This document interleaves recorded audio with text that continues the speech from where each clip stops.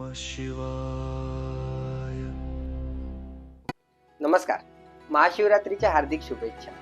आज सगळ्यांना महाशिवरात्रीचा उपास असतो. त्यामध्ये सगळे लोक भगर खातात, कोणी आमटी खातात, कोणी साबुदाण्याची खिचडी खातात, कोणी साबुदाण्याचे वडे खातात. आज आपण आपल्या किचन मध्ये आपण जे बनवणार आहोत ते आहे साबुदाण्याची खिचडी. पण तुम्ही म्हणाल आपला तर स्टीम कुकिंग वीक सुरू आहे, मग साबुदाण्याची खिचडी कशी काय? तर यावेळेची साबुदाणा खिचडी आपण कुकर मध्ये बनवणार आहोत. चला तर पाहूया कशी बनते. खिचडीसाठी लागणारे साहित्य तुम्ही पाहू शकता. कुकरमध्ये 2 चमचे तूप गरम करून घेऊ. त्यामध्ये हिरव्या मिरच्या, बटाटे आणि जिऱ्याला परतवून घेऊ. 1 मिनिट परतवल्यानंतर त्यामध्ये भिजवलेला साबुदाणा, दाण्याचा कूट आणि थोडंसं मीठ टाकून घेऊ.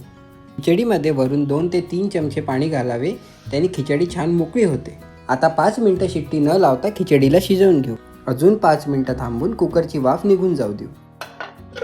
आता फिनिशिंगसाठी छान वरून लिंबू आणि बारीक चॉप केलेली कोथिंबीर टाकून घ्यावी आणि छान मिक्स करून घ्यावी. क्या बात है, छान मोकळी आणि खुशखुशीत झाली आहे आपली खिचडी. पाहूया बाबांना कशी वाटते. ओके, क्या बात है, वा वा, दिसते तर छान आहे, एकदम बढिया.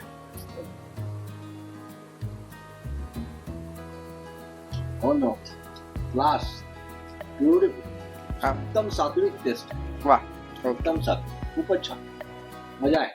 अशी जर प्रत्येक उपासाला अशी उसळ मिळाली ना, खूप मजा आहे. चल, थँक्यू. व्हेरी गुड, वेल डन.